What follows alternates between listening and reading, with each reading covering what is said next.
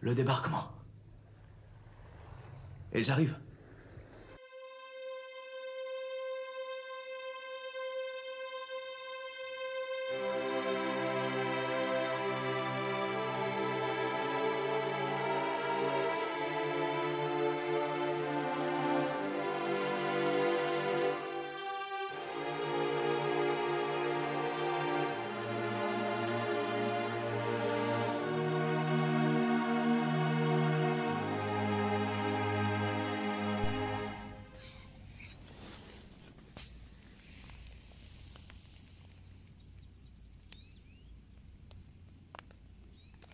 C'est un ours sportif.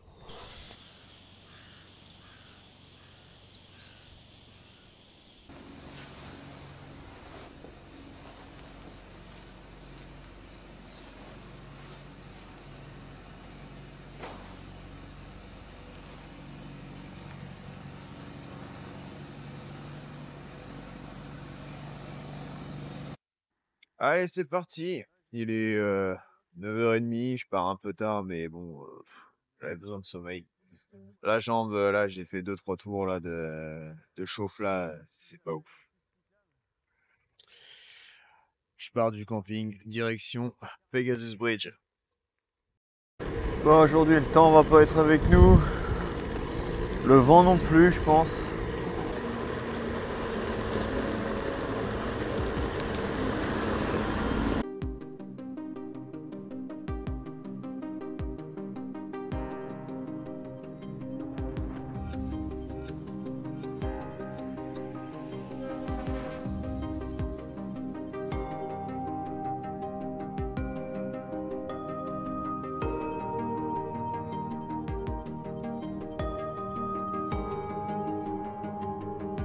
Je pouvais pas quitter Isigny sans passer devant la laiterie, cette immense structure qui fabrique la crème et le beurre d'Isigny, le beurre de Normandie. Tiens donc, une route qui mène à une route fermée.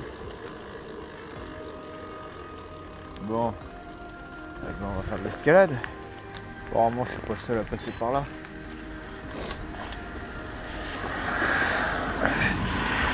Par contre, je suis peut-être le seul à passer avec un vélo aussi lourd. Ah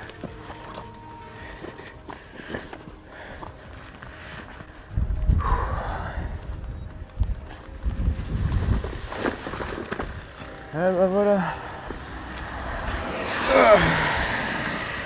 Ah, le genou, c'est l'enfer. Oui, ça va. Bonjour, tout va bien? Alors, il y avait un carrefour 200 mètres plus loin. Monsieur, ça aurait été beaucoup plus prudent de s'arrêter à ce carrefour plutôt que de s'arrêter directement sur le bord de la route. Surtout que monsieur n'a aucun élément de visibilité, ni lumière, ni gilet. Donc, pas très malin. Pas parce qu'on est ancien qu'on est invincible.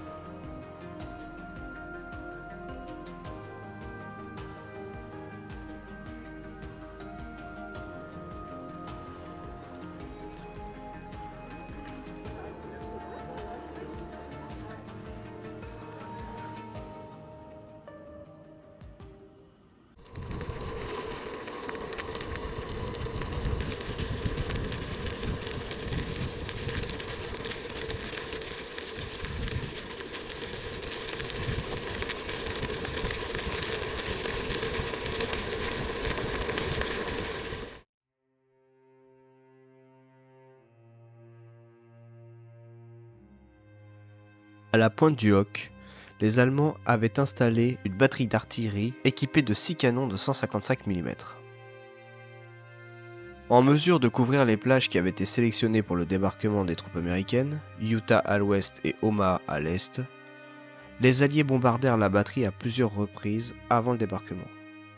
Cependant, afin de garantir sa complète destruction, il confièrent au 2e bataillon de Rangers américains, commandé par le lieutenant-colonel James Earl Rudder, la mission d'escalader la falaise et de s'emparer des fortifications et de désarmer les canons.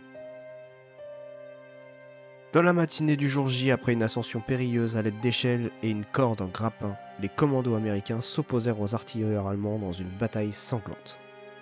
Une fois victorieux, les Rangers furent surpris de découvrir que les bunkers étaient vides et démunis de canons. Ils avaient été déplacés par les Allemands peu de temps avant. Après quelques recherches, les Rangers les retrouvèrent cachés dans une route voisine en contrebas. On peut encore apercevoir les nombreux trous d'obus, stigmates de la violence des bombardements.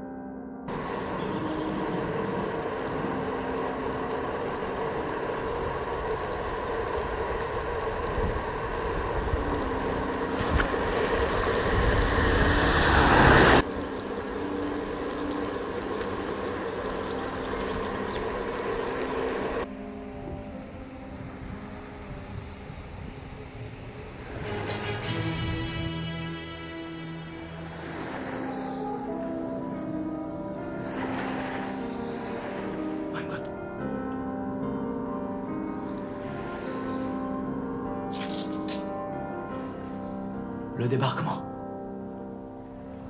Ils arrivent.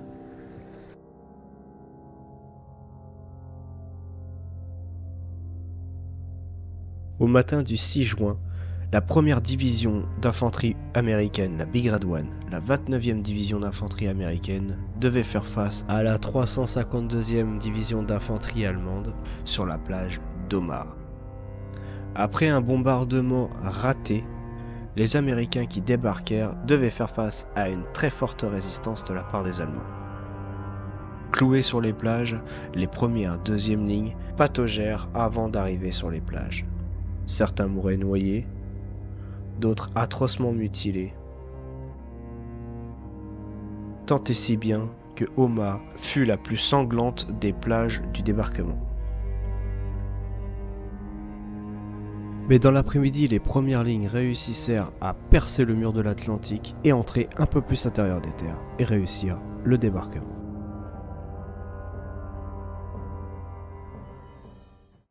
Non loin de là se trouve le cimetière de Colville-sur-Mer, où 9387 soldats tombés au combat y reposent.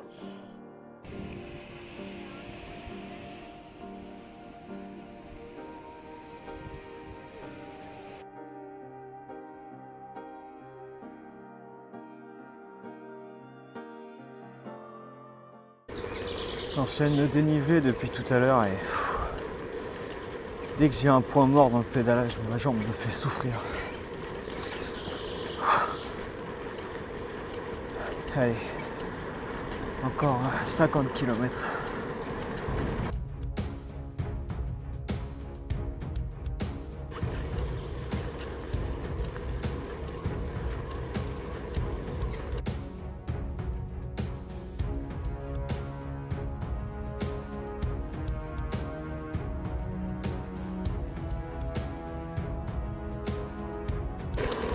Dire que les canons étaient capables d'atteindre des bateaux comme on voit là-bas dans le fond de l'image.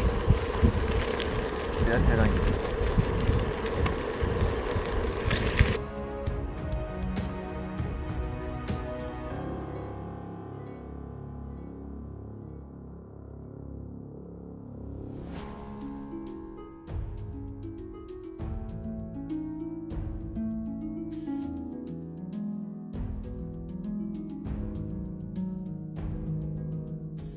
Nous sommes à Arromanches-les-Bains, lieu de débarquement des troupes anglaises pendant la Seconde Guerre mondiale. Comme vous pouvez le voir derrière moi, des immenses blocs de béton ont été coulés par le génie militaire allié pour pouvoir installer des ponts flottants qui permettront de débarquer du matériel lourd et des hommes en grande quantité et ainsi établir une tête de pont sur les plages normandes.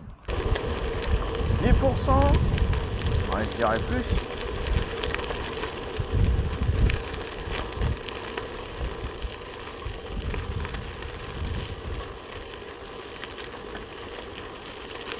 Profitez de la vue.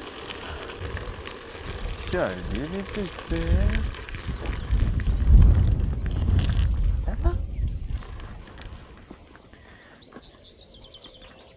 Eh, vous êtes pas farouche, hein?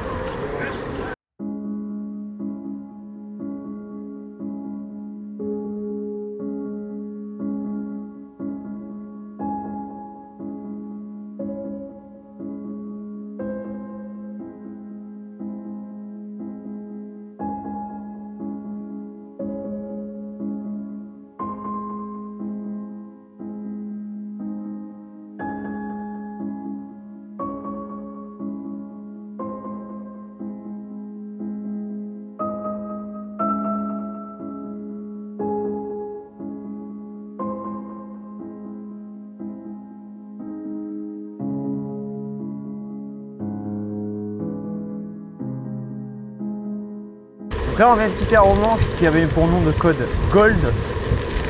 Et là on va se diriger vers les plages de Juneau, Sword et enfin Pegasus Bridge.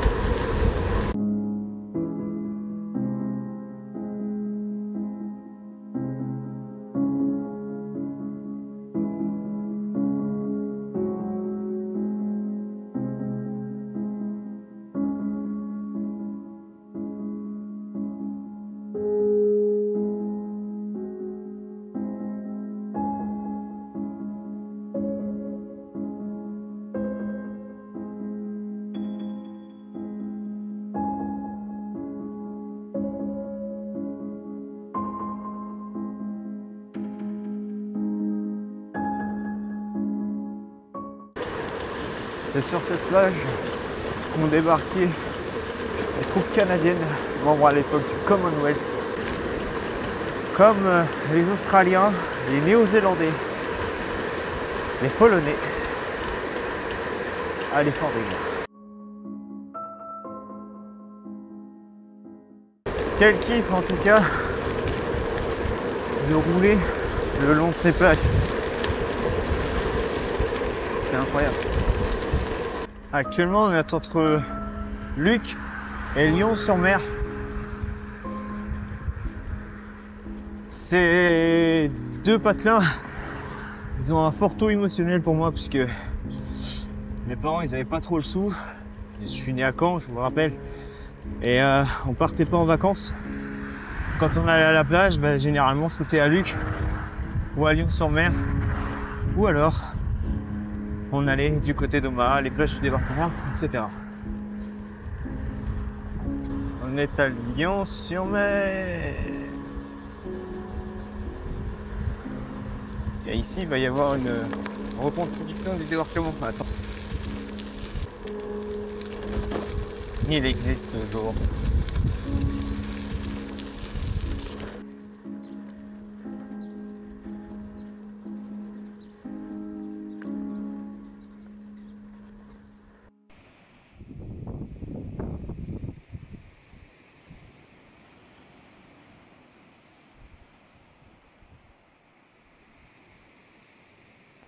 Là actuellement on est sur la plage de Sword, entre Lyon-sur-Mer et Ouistreham, où ont débarqué les 177 commandos français du commandant Kiefer.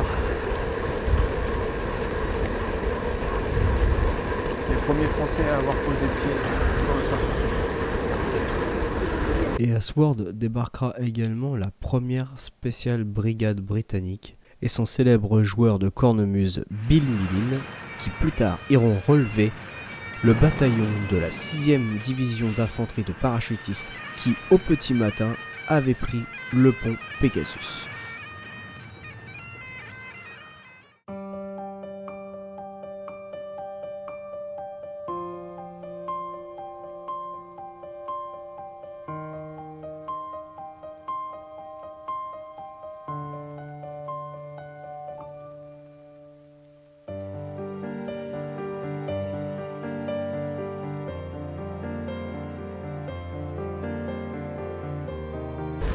Quand j'étais petit, je venais pêcher avec mon père ici.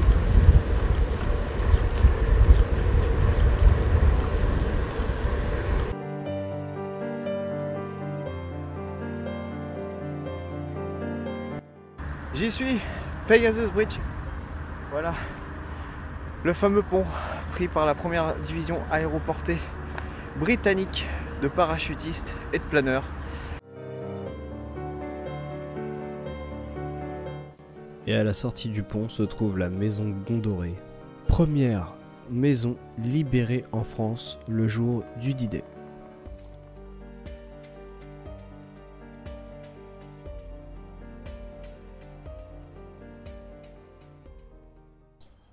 Bonjour à tous, voilà, petite story, petite vidéo pour vous dire que cette nuit j'ai passé une nuit chez un ami, une nuit en dur.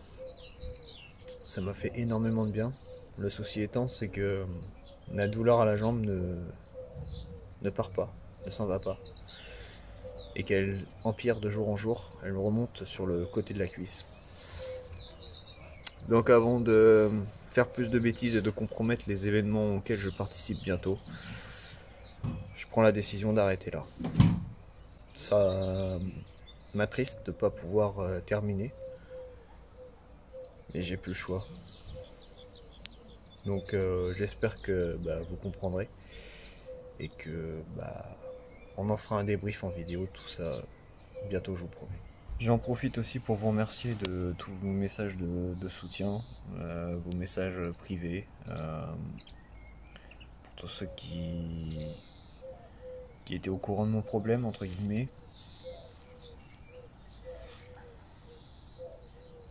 Ça m'a fait plaisir, ça m'a donné quand même la force de continuer jusque-là.